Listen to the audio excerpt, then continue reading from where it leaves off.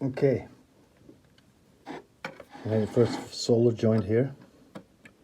This is Q7, and the outer leg of Q7, the right leg, connects through a 220k resistor to the negative side of this diode. So this side, I still have to solder this one. That's how I'm gonna cut it off here, but that's how I moved it.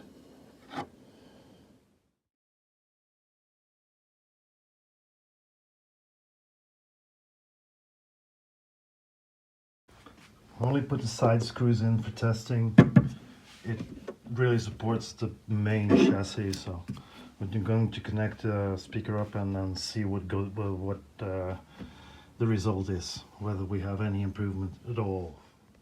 Well, here's the way that I resolder speaker lugs, because if the speaker is laying down like this and any of the hot solder drips into the speaker, it's fucked.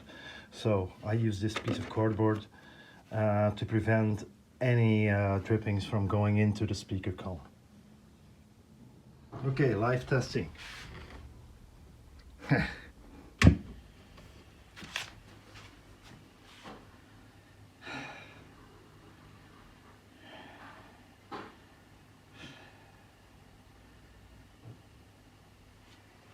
One more time.